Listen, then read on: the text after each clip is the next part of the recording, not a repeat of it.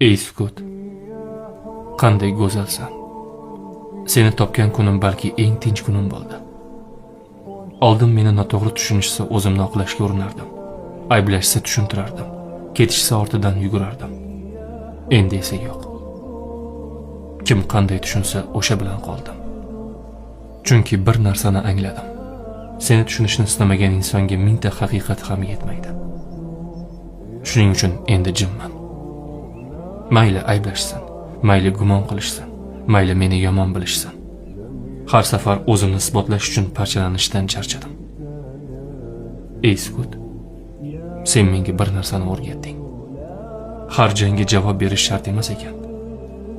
Ba'zi insonlarga sukuting eng baland javob bo'lar ekan.